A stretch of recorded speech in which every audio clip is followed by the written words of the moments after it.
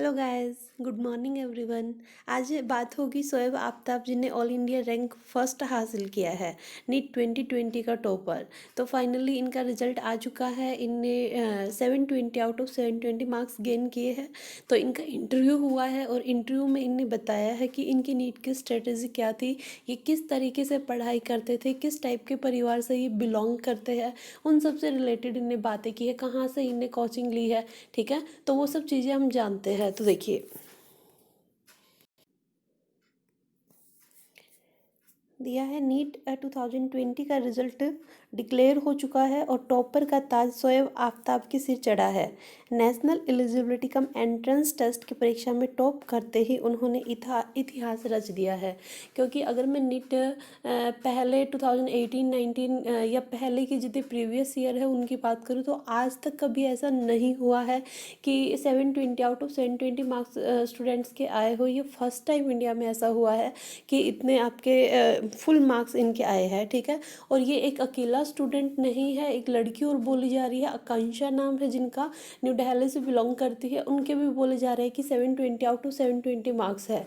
ठीक है, लेकिन अभी इतना क्लियर नहीं हो पाया है, उसकी कुछ इमेजेस वगैरह नहीं आई है। जैसे ही आती है उससे रिलेटेड वीडियो भी आपकी अपलोड मिलेगी। जितने 5 to 10 टॉपर्स है इंडिया की नीट के, उन सभी टॉपर्स की पूरी इन्फॉर्मेशन आपको मेरी चैनल के ऊपर मिलेगी।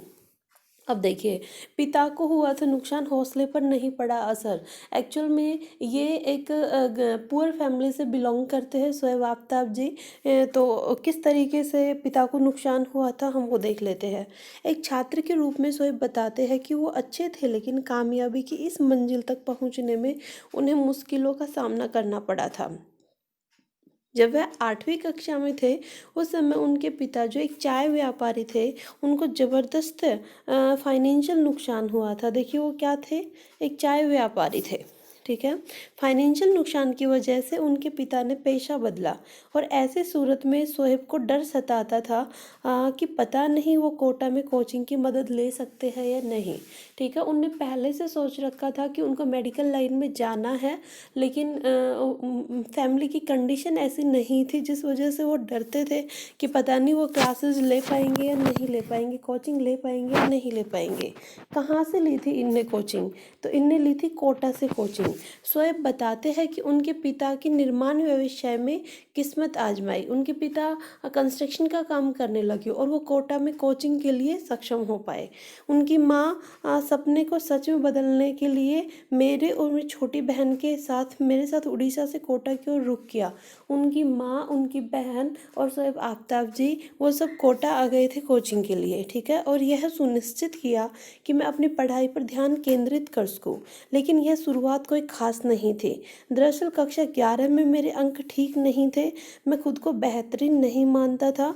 मैं अपनी पढ़ाई में बहुत घंटे नहीं लगा पा रहा था, लेकिन उन्होंने सुधार किया और वह स्कॉलरशिप प्राप्त करने में भी सक्षम थे। ठीक है, इनको क्या मिला, ये इनने स्कॉलरशिप ली है। अब सेल्फ स्टडी में ये ओनली 3 घंटे देते थे, जिनसे ये खुद सेटिस्फाई नहीं थे। फिर इन्हें सेल्फ स्टडी का टाइम बढ़ाया। तो देखिए, दिया है, मैं सेल्फ स्टडी की 3 घंटे से खुश नहीं था और फैसला किया कि सेल्फ स्टडी के लिए छुट्टी और रविवार को समर्पित करूँगा। उन दिनों मैंने 13 से 14 घंटे निर्बाध रूप से लगाए, मतलब 13 से 14 घंटे ये पढ़ते थे। मेरी कक्षा 12 बोर्ड के लिए मैंने केवल जनवरी के महीने में अध्ययन करना शुरू किया।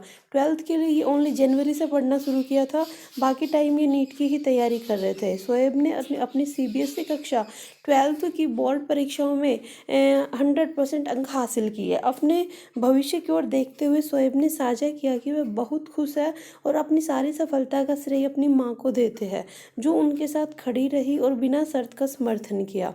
वो कहते हैं कि एम्स दिल्ली में दाखिला उनका सपना था। ठीक है, वो एम्स दिल्ली में एडमिशन लेना चाहते हैं और कार्डियक सर्जन बनना चाहते हैं, उनका ये सपना है।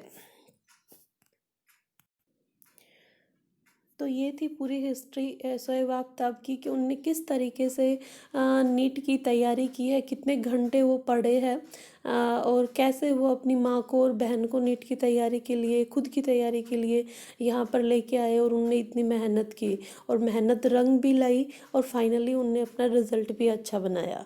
ठीक है। तो अगर आपको ये वीडियो पसंद आती है तो लाइक एंड सब्सक्राइब ज़रूर कीजिएगा।